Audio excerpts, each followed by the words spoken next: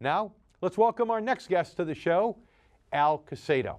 Al Caicedo is founder and president of EST Sunday Group in Detroit, Michigan, and he specializes in working with people who are retired or near retirement, focusing on conservative income-generating investment strategies.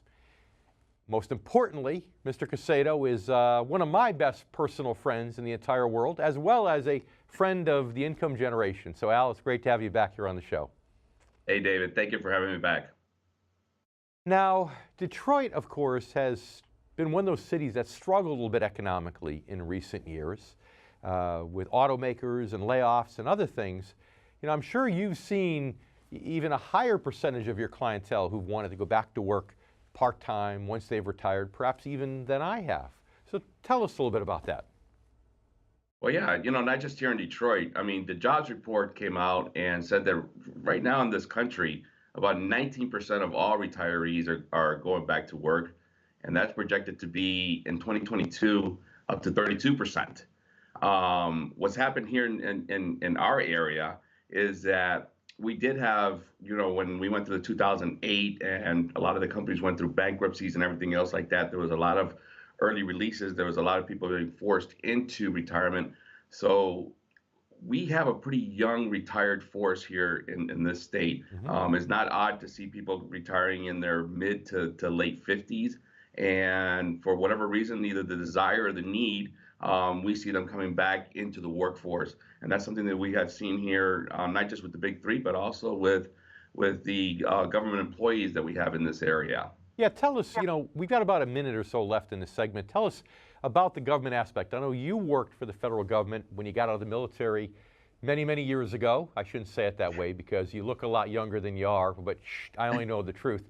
So tell us about the government employees coming back and what you've seen. Oh yeah, it's really a big industry that's been created here. We have a lot of defense contractors, and their main population is made up really of people that were formerly working as civil servants for the military. Once they retire from there, they bring them on as contractors. And I personally have a big group of clients that have really created almost a full second career by going back and working for these contractors that are now working for the government.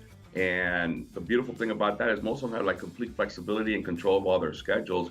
So it's been something that has really worked well for a lot of my clients and a lot of people in this area. Trend that you've seen. All right, great. Al, stay with us. You stay with us too. We'll be right back here on The Income Generation.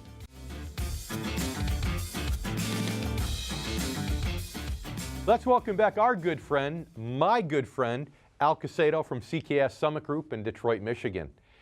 So have you seen this even with ex-government folks that perhaps worked with you back when you were in your 20s, people that you've stayed in touch with that have retired and now go back to civil service jobs as a contract workers, for example?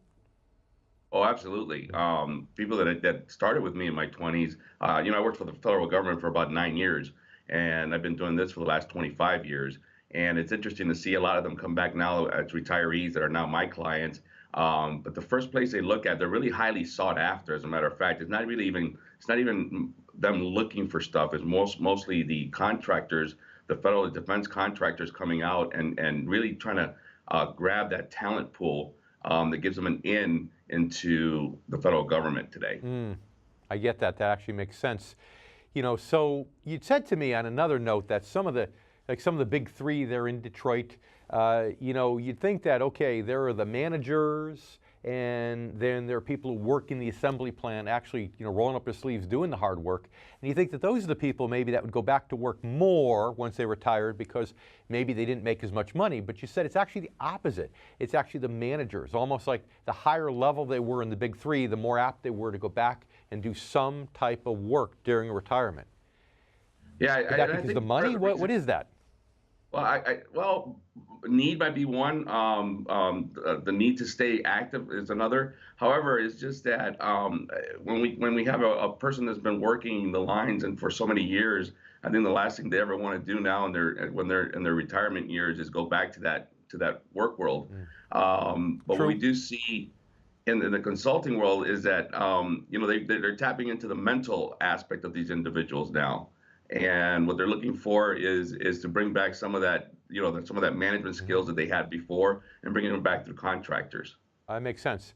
What the line workers do is very, very tough. And, let's face it, they don't have a cushy office job like my good friend Al Caicedo does.